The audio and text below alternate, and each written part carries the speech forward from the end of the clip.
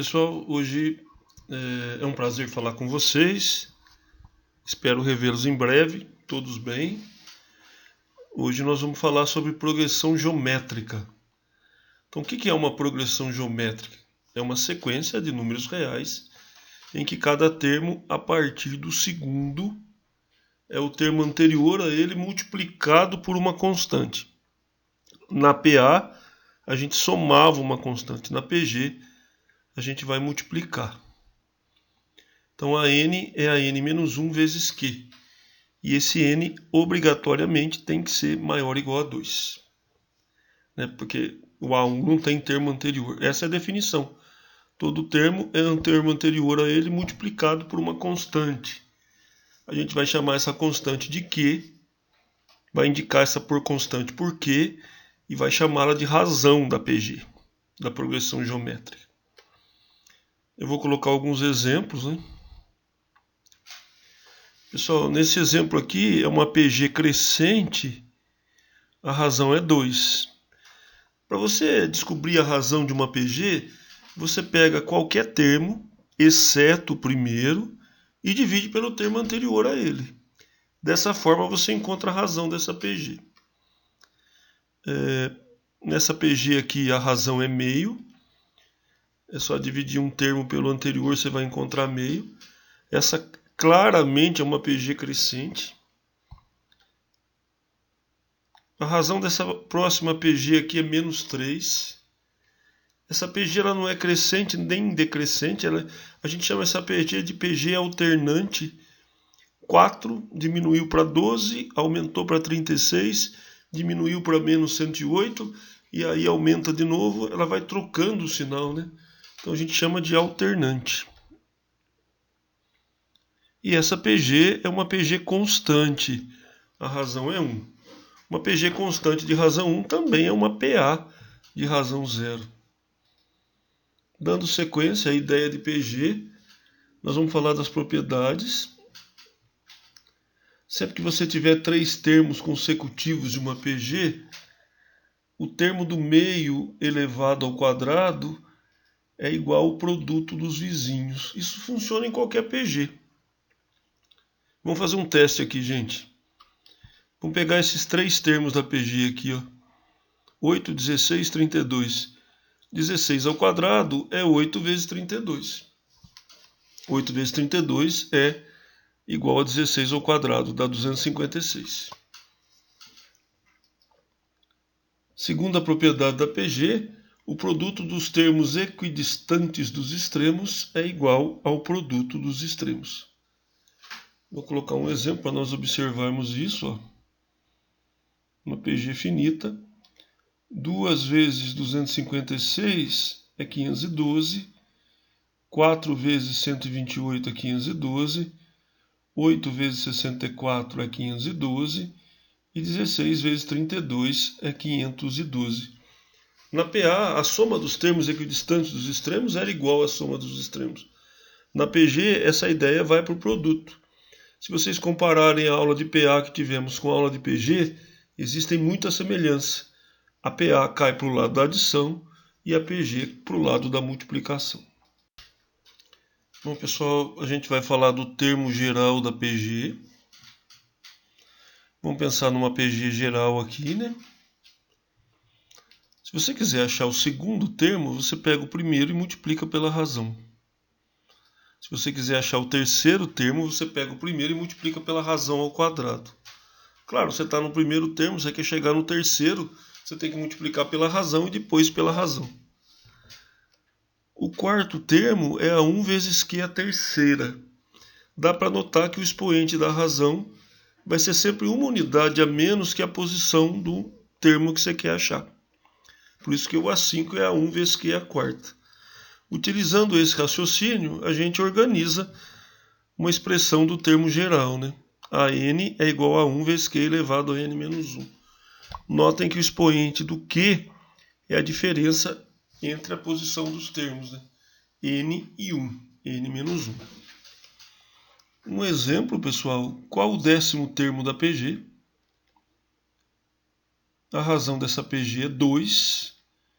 A 10 é igual a 1 vezes Q a 9. 9 é 10 menos 1. A 10 é 5 vezes 2 a nona. 2 a nona é 512, e aí 5 vezes 512 dá 2.560. Bem simples. Por favor, presta bastante atenção nesse exemplo agora. Considere uma PG em que A8 é 5 e a razão é menos 2. Determine A12. Eu vou achar o A12 a partir do A8. Eu estou fazendo o A12 é o A8 vezes a razão a quarta. Por quê? A diferença entre as posições 12 e 8 dá 4. Por isso que o A12 é A8 vezes Q a quarta. 12 menos 8 dá 4. 5 vezes menos 2 a quarta, porque a razão é menos 2. Menos 2 a quarta dá 16. 5 vezes 16 dá 80. Pessoal, é importante vocês notarem esse problema, porque agora eu posso até, com esse exemplo, modificar a minha forma do termo geral. Vai para a primeira coluna da página. O AN é igual a P vezes Q elevado a N menos P. Você acha um termo, um enésimo termo, a partir de um pésimo termo qualquer. O Q vai ser elevado a N menos P. N é a posição do termo que você quer encontrar e P é a posição do termo da onde você está partindo. Notação super importante, uma PG de 3 termos. Você chama o termo do meio de x, o que vem depois dele, x vezes a razão, e o que vem antes dele, x dividido pela razão. É uma notação que facilita a resolução dos exercícios de PG. Agora a gente vai fazer exercício, tá bom, pessoal? O primeiro problema que a gente vai fazer é esse aqui da Unicamp, segunda fase. Considere a sequência de números reais A1, A2, A3, A4 e A5. Tal que A1, A2, A3 é uma PG e A3, A4, A5 é uma PA. E ambas têm a mesma razão, W. Determine a sequência no caso que A3 é 3 e W é 2. Então vamos lá, gente. Então tá aí a sequência, né? Os 3 primeiros formam uma PG, os 3 últimos formam uma PA. E a gente sabe que o A3 é 3. Então vamos escrever de novo aqui embaixo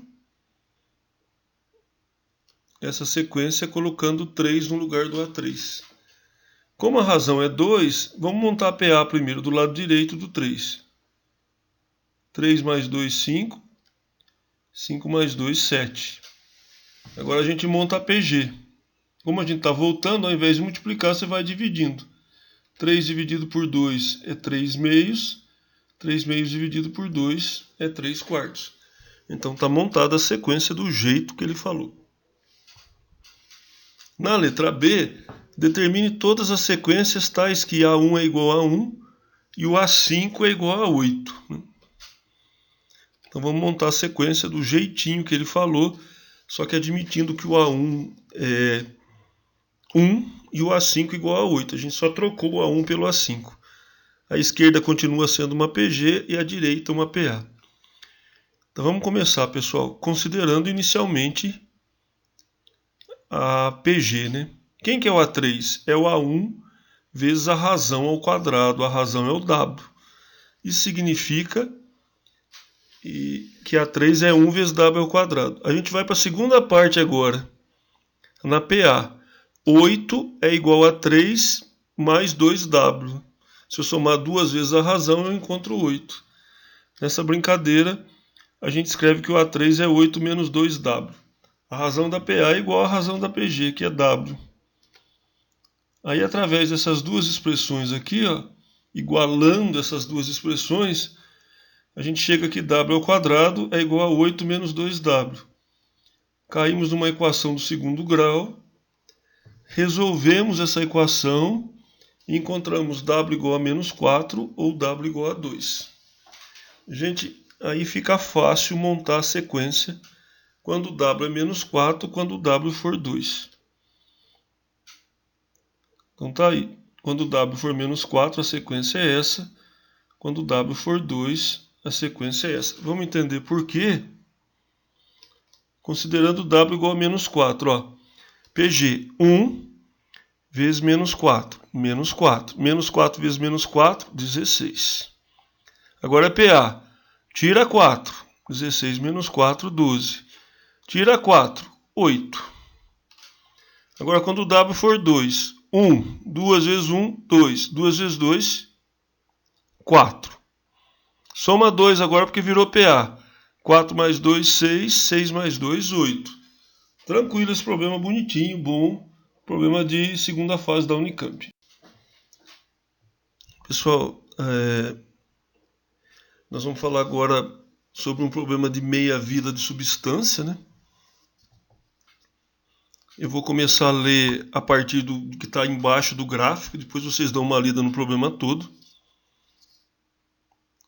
Ele diz assim, ó, a prednisona é um medicamento anti-inflamatório, anti-alérgico, anti-reumático que serve para o tratamento de reumatismos, alergias, doenças dermatológicas, tumores, etc. Possui meia-vida de aproximadamente 3 horas e pode ser encontrada nas farmácias em embalagem contendo comprimidos de 20 mg. Se no tratamento de determinado paciente foram prescritos 3 comprimidos de 20 mg desse medicamento administrado às 8 horas, então às 8 horas ele vai tomar 3 comprimidos, pode-se prever que a quantidade do fármaco presente no organismo do paciente às 23 horas do mesmo dia será de aproximadamente. Então, pessoal, a cada 3 horas a quantidade de medicamento diminui pela metade, né? Então, para resolver esse problema, eu sugiro que a gente faça uma tabela. Uma tabela bem simples, ó, a cada 3 horas, 8, 11, 14, 17, 20 e 23. Eu parei no 23 porque ele quer saber as 23 horas. Às 8 horas ele vai tomar 60 mg. Por quê? 3 comprimidos de 20 mg. Às 11 horas, 30 mg. A gente até pode responder esse problema fazendo um por um, né? Mas como eu quero usar a fórmula, vamos usar a fórmula aqui. Isso é uma PG de razão meio. O primeiro termo está aqui. O sexto termo está aqui. É só achar o A6. Então, quem que é o A6? É o A1 vezes Q elevado a 5. Né?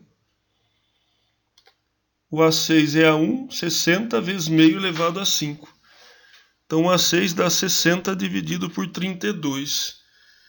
Gente, não precisa fazer a conta. O que está mais perto ali é 2, né? Porque 60 dividido por 30 dá 2. Então, 60 por 32 é aproximadamente 2. E a gente vai ficar com a letra B para essa questão, né?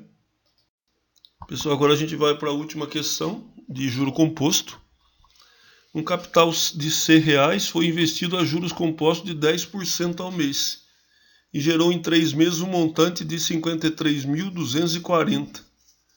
Calcule o valor em reais do capital inicial. Então, vamos lá.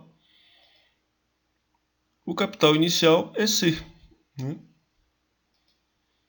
Depois de um mês, esse capital ganhou 10% de juros, então ele ficou multiplicado por 1,1. Depois de 2 meses, ele ganhou mais 10%, ficou multiplicado de 1 por 1,1 ao quadrado. Depois de 3 meses, ele foi multiplicado por 1,1 ao cubo. Isso significa, né, portanto, como eu escrevi aqui, que C vezes 1,1 ao cubo é 53.240. 1,1 ao cubo é 1,331 igual a 53.240. Passa esse negócio dividindo, você vai chegar que o capital aplicado foi de 40 mil, capital inicial. Bons estudos, gente. Um abraço. Se precisarem de mim, eu estou à disposição, tá? Logo a gente se vê.